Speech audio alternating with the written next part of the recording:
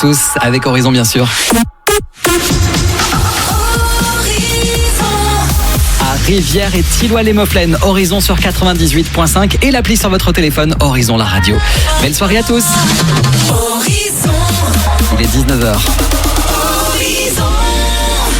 Foster the People dans un instant et Kungs à retrouver également. Avant cela, voici le point sur les infos de ce dimanche 4 juillet. Bonsoir à tous. C'est le futur président par intérim du Rassemblement national, Jordan Bardella. C'est Marine Le Pen qui a été élue, mais celle-ci va lui laisser sa place pour la rentrée. Une manière pour Marine Le Pen de se tourner vers sa campagne pour les élections présidentielles de 2022.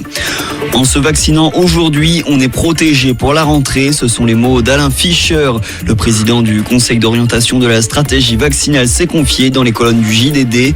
Pour lui, ceux qui attendent de se faire vacciner commettent une erreur. Des déclarations alors que la campagne vaccinale s'essouffle en France. Faut-il rendre la vaccination obligatoire? Alors, c'est le débat qui anime la France depuis quelques jours. Pour François Bayrou, la réponse est oui. Pour le maire de Pau, la vaccination est la seule digue contre une prochaine vague.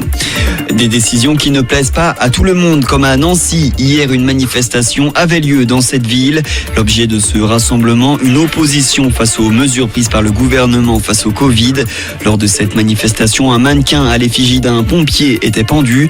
Dessus, une pancarte avec écrit « Le SDIS m'a tué ». Une attaque intolérable pour le maire de Nancy qui a saisi la justice. 300 hectares brûlés, mais pas de victimes. Voici le bilan de l'incendie d'hier à Narbonne. Durant toute la journée de samedi, le massif de la Clappe a brûlé. Un camping a été évacué ainsi que des domaines viticoles. Désormais, le feu est fixé, mais 220 pompiers restent mobilisés. Ils craignent une reprise.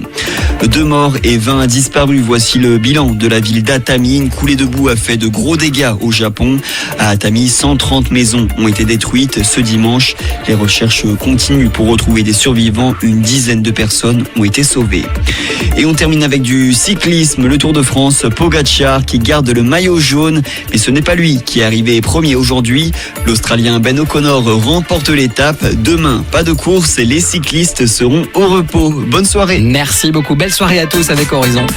Premier sur l'été, à Lens, Béthune et Arras. Vianney dans un instant, Foster the People avec le très bon Pop Top Kicks. Pas facile à dire. Et avant ça, le rythme de Kungs. C'est pour écouter ce soir avec Never Going Home sur Horizon. Belle soirée à tous.